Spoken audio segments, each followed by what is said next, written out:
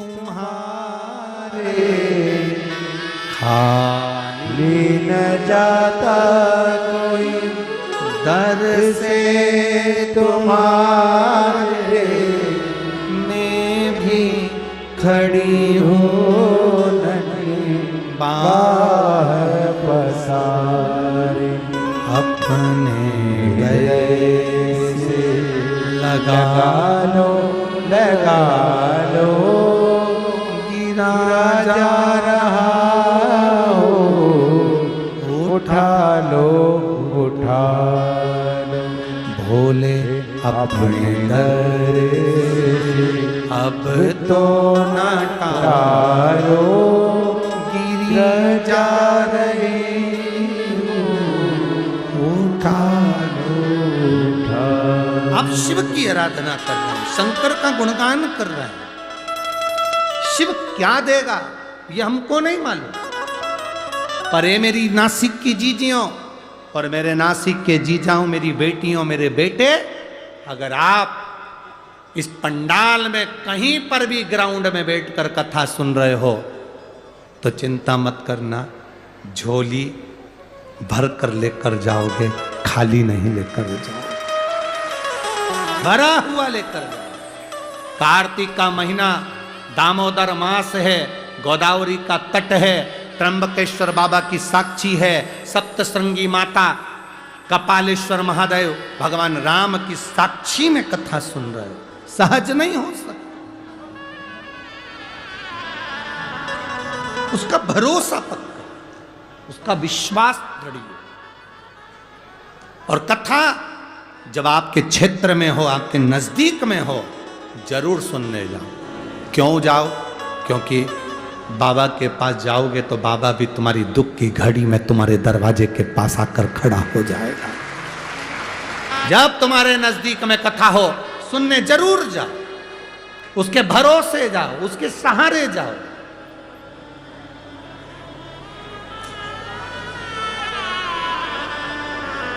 शिव कथा कह रहे, पार्वती जी ने शिव जी को गंगा नदी के तट पर देवताओं के प्रसन्नता का कारण पूछा।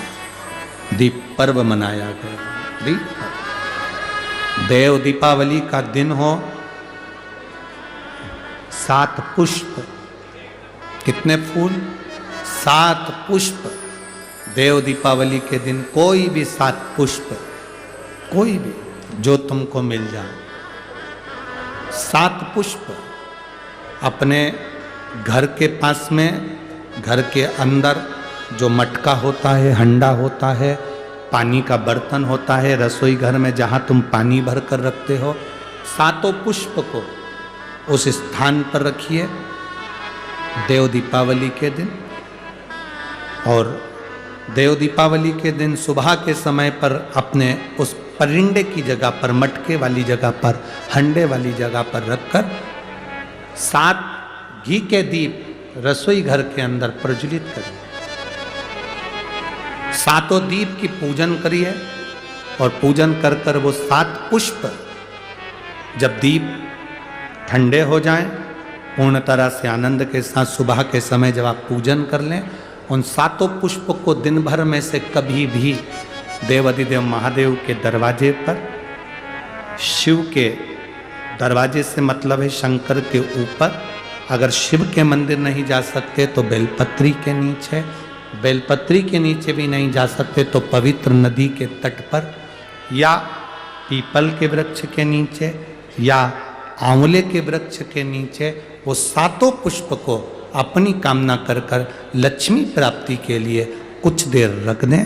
रखने के बाद 1 पुष्प उसमें से वापिस बाबा से कुबेर भंडारी का भंडार भरने के लिए लेकर आए, उसको अपने पास में रख कर देखना, अगले साल जब देव दीपावली आएगी तब तुम्हें याद आएगी कि बाबा ने भंडार भरा,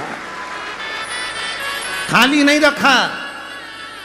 तो 7 पुष्प 7 दीप, सुख देने वाली देव दीपावली का वर्णन कल की कथा में हम स्मरण करेंगे, उसको सुनेंगे हम उसको।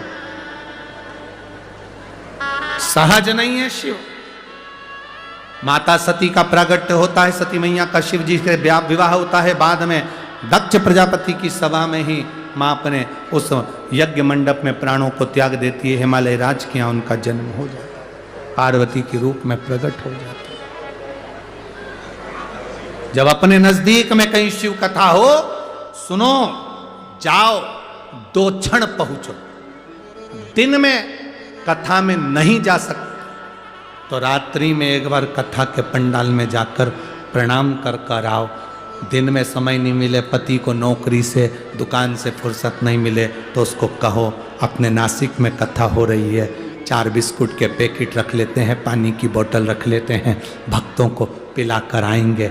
बाबा क्या देगा ये उसके ऊपर निर्भर करता है। करो सेवा दिल से। ये कथा तो 25 तारीख को विराम हो जाएगी। 28 तारीख को ददरौआ धाम डॉक्टर हनुमान, पूरी दुनिया में एक ही हनुमान है जिसको डॉक्टर हनुमान कहा जाता है। भिंड में ददरौआ धाम में दोपहर में 1 बजे से 4 बजे तक वो कथा ददरौआ धाम में आस्था चैनल, फेसबुक, यूट्यूब पर पूरा राष्ट्र सुनेगा। उस कथा का नाम रहेगा शंकर सुमन, शिव महापुराण की कथा, जिसमें डॉक्टर हनुमान भक्तों का इलाज करेंगे। शिव महापुराण के माध्यम से अपन श्रवण करेंगे। उसका हनुमान का नाम ही डॉक्टर हनुमान। शिव कथा का लाभ। भिंड के ददरौआ धाम में लाखों भक्त उस कथा का रस तत्व ग्रहण करेंगे और अपने जीवन को सार्थक करेंगे। शिव तत्व धन्य है आपके क्षेत्र में जो कथा मिल रही है, धन्य। और जब वो कथा 2 दिसंबर तक चलेगी, फिर 5 दिसंबर से 11 दिसंबर तक 7 दिवसीय शिव महापुराण की कथा बड़े जटाधारी जलगांव महाराष्ट्र में बहुत दिनों के बाद 7 दिन की कथा प्राप्त होगी। और आज नासिक नगर में एक खुशी की बात और है, बाबा की बड़ी कृपा हुई है। हमारी महाराष्ट्र